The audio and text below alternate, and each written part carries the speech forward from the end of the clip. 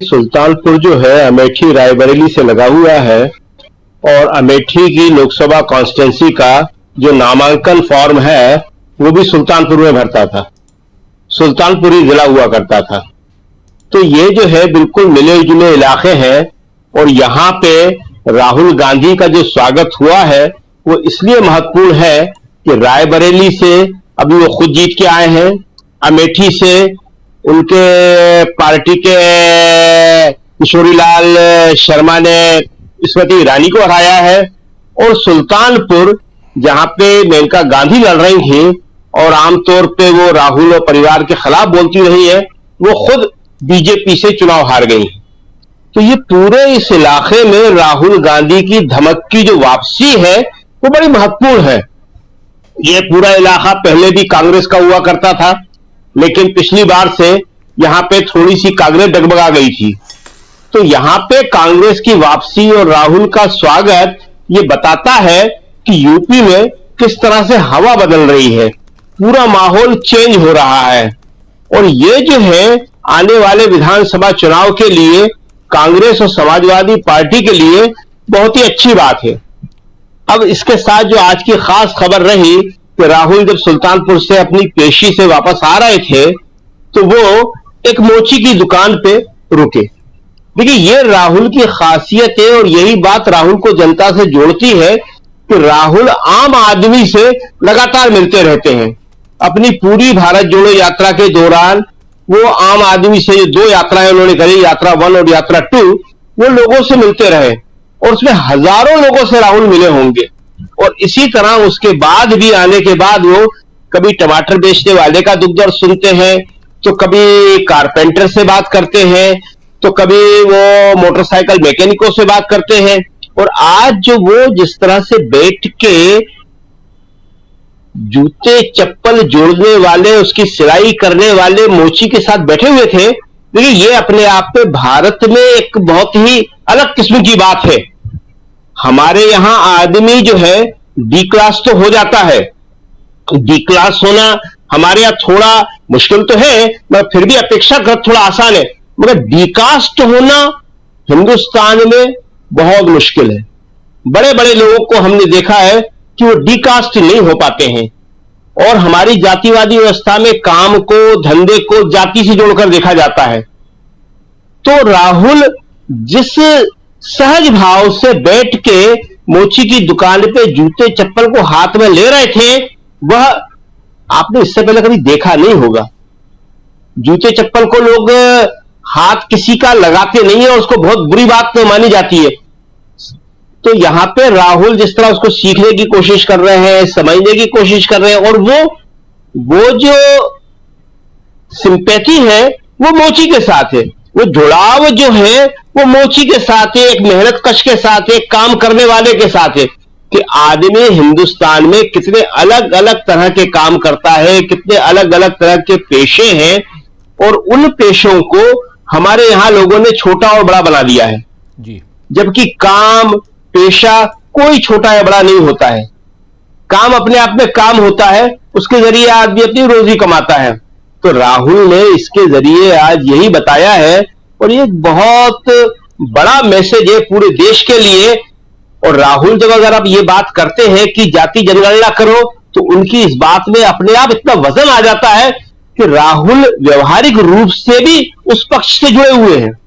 केवल सैद्धांतिक बात नहीं कर रहे वो जातिगत जनगणना की, वो व्यवहारिक रूप से भी देश के कमजोर, पिछड़े, दलित, मेहनतकश से जुड़े हुए हैं। अभी उसके बाद उन्होंने लोको पायलट से बात करी। अब आप देखिए कि इससे पहले जब ट्रक ड्राइवरों से बात करी थी तो ट्रक के ड्राइवर के केबिन में एसी लगाने की शुरुआत हो गई। और अभी देखा आपने कि लोको पायलट जो है, जिन्हें पहले ड्राइवर कहते थे, खुद बता रहे थे, ये साहब अभी जो दिख रहे हैं सामने, कि जब से आप हमारी बात उठाई है, लोग हमारे बारे में जानने लगे और सरकार भी थोड़ा सोचने लगी हमारे बारे में। और राहुल ने कितनी बड़ी बात कही है। इस लेवल की बातें हमारे पहले होती थी, मगर अब लोगों के विचार को और उनकी चेतना को नीचे ले जाया जा रहा है। राहुल कह रहा है कि ये डिग्निटी की बात है, ये आपको कम से कम इतना तो देना ही चाहिए। इतना तो हर आदमी का एक हक है, गरिमा है एक ये कि उसको एक अच्छे टॉयलेट की सुविधा मिले, पीने का पानी मिले, ये सब चीजें आपको उसके इंजन के अंदर देना चाहिए। और ये कोई बहुत खर्चे की बात नहीं है, कोई बहुत बड़ी बात नहीं है, ये सामान्य चीजें हैं जिनको हम करना चाहिए, इससे उनकी कार्यकुशलता बढ़ती है। और ये सारी बातें बहुत इंपॉर्टेंट चीजें हैं। तो राहुल जिस तरह से लोगों से मिल रहे हैं, बात कर रहे हैं, तो आप निश्चित जानिए कि देश में एक नए तरीके की राजनीति की ये शुरुआत है। और इस राजनीति को राहुल लीड कर रहे हैं और बाकी राजनीतिक दलों को, नेताओं को भी इसको फॉलो करना पड़ेगा। और ये राजनीति बड़ी सिंपल है, आम आदमी की राजनीति, कमजोर की राजनीति और उससे जुड़ के चलने वाली राजनीति। जी राजीव जी, बिल्कुल आप सही कह रहे हैं, जल्दी से जानेंगे उनके जरिए, लेकिन एक कमेंट लेना जरूर चाहूंगा मैं। हरियाणा चलें उससे पहले शकील अख्तर जी आपके जरिए। दिल्ली में आज राहुल गांधी, शकील जी, दिल्ली में राहुल गांधी को आज मकान मिल गया है, सुना, ये क्या है कहानी मकान की? 10 जनपथ में अब नहीं रहेंगे क्या सोनिया जी के साथ? नहीं, सांसद के तौर पे मकान उन्हें मिलता ही है, हर सांसद को मिलता है। और अब तो नेता प्रतिपक्ष का मिला है, सुनहरी बाग रोड पे अलॉट हुआ है उनको। इससे पहले जो था तुगलक लेन वाला, तो वो उनको जब सांसद ही उनकी छीनी तो बहुत तत्काल उसको खाली करवाने का आदेश दिया गया और राहुल ने आदेश आने से पहले खाली कर दिया। उसके बाद जब वापस बने सांसद तो फिर उनसे कहा गया कि आप वहां चले जाइए, राहुल ने मना कर दिया।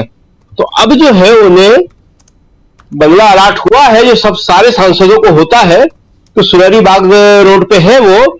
इसी तरह जैसे कि अभी लोकसभा प्रतिपक्ष के नेता के तौर पे उन्हें नई संसद में ऑफिस मिला है, जहां किसानों को बुला रहे थे और किसानों को आने के लिए रोका जा रहा था। तो ये सब एक स्वाभाविक प्रक्रिया है, इसमें कोई खास बात नहीं है।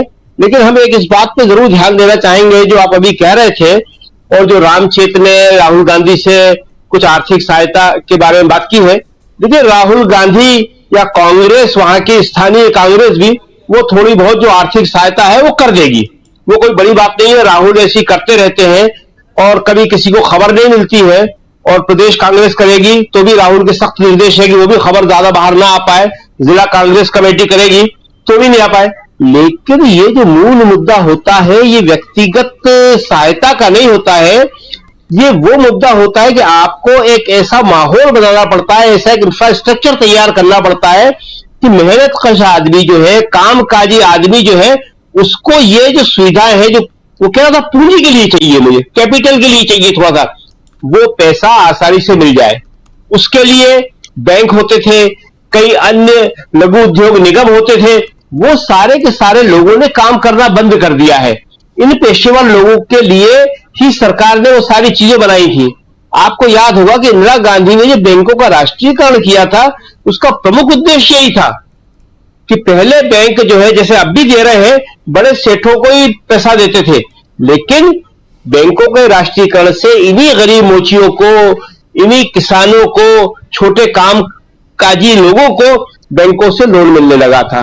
और वही चीजें अब बंद हो गई है। वही जो हम बता रहे हैं कि तमाम ऐसे निगम थे, कॉरपोरेशन थे, जो ये काम करते थे, वो आज कहां है, कैसे काम कर रहे हैं, किसी को नहीं मालूम। नहीं तो रामचेत कोई परेशानी नहीं होती है बिल्कुल भी। वो कहीं भी जाता, उसको बहुत कम इंटरेस्ट पे वो लोन मिल जाता और उसका काम चल जाता। तो व्यक्तिगत मदद हमेशा करते ही रहते हैं राहुल। कोरोना ने कितनी करी ये सबको मालूम है, वैसे भी कितनी करते रहते, ये सब बातें बताने की नहीं होती है।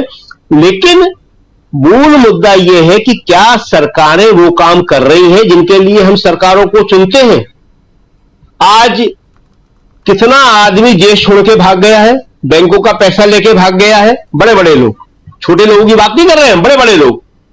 आज एक ये बात भी बता दें हम इस बात बकाया कि आज हिंदुस्तान के पासपोर्ट की कीमत कम हो रही है। ये बातें नहीं बताएंगे, विश्वगुरु बनने की बात कर रहे हैं ये। आज वीजा के लिए छोटे छोटे देश भी भारतीय छात्रों को परेशान कर रहे हैं। भारत से जाने वालों को वीजा नहीं दे रहे हैं। क्यों? क्योंकि सबको एक ही शक है कि जो जाता है वो वापस नहीं जाता है। वो पिछले 10 साल के आंकड़े दे रहे हैं कि आपका इतना आदमी गया, वापस आता ही नहीं है हमारे यहां से। आप जाएंगे लिखवाता है, आएंगे वापस। ये इससे पहले कभी नहीं था। भारत के पासपोर्ट की बड़ी इज्जत हुआ करती थी।